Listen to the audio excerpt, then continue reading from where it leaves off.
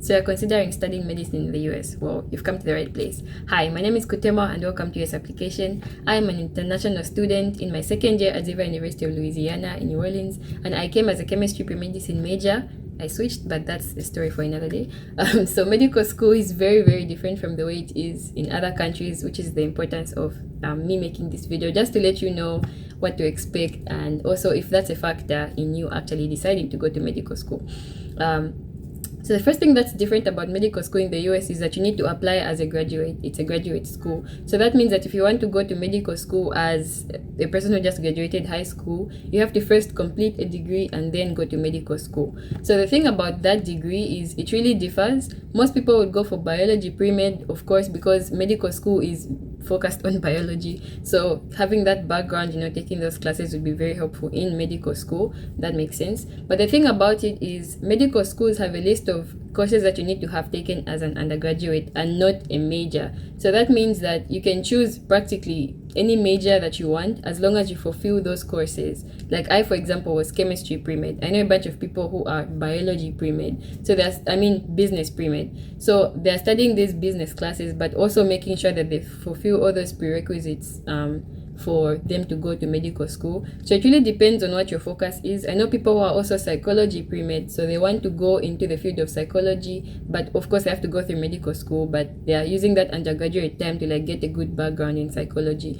So it really depends on how you want your degree to go. I know most people would recommend biology pre-med, but just to let you know, there's also these other options. You can basically take anything as long as you fulfill those prerequisites for going to medical school. Then the other thing that you need to know is the MCAT. I don't know if you've heard about it before. I assume if you are considering applying to the US, you already know about the SAT, which is a standardized test that sees how ready you are for college. So that's basically the MCAT is the SAT of medical school. It's just a standardized test that sees how ready you are.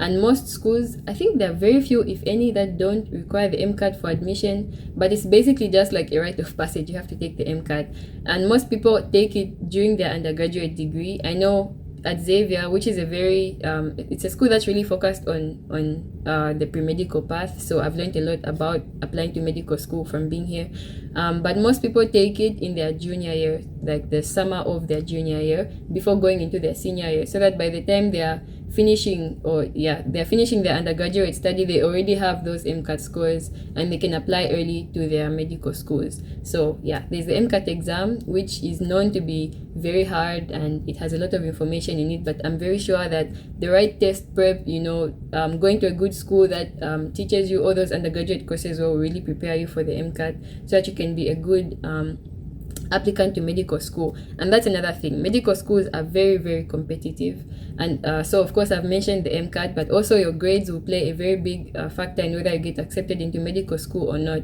And so even as you are a pre-medical as you are in that pre-medical path, you need to make sure that you are really doing justice with your grades, because that will really determine how they view you as an applicant. They'll see, are you ready for medical school? Are you able to handle the rigor of being in medical school? Are you able to really do well in your classes and so on? And if not, do you have a reason for not doing well in your classes? And of course, you need to have experience in research and shadowing medical professionals, but overall just showing that I have this passion for medicine and I'm doing something about it. So being in that undergraduate career before you apply to medical school, you need to make sure that you are using as many opportunities as you can and just making sure that you're a good applicant for graduate school. After going to medical school, it's a whole different story, but this video was just to break down the path to medical school. And if there's something that you wanted me to highlight, explain more on, just let me know in the comments. I'll be happy to make another video. And I hope your journey to medical school goes well. Thanks for watching.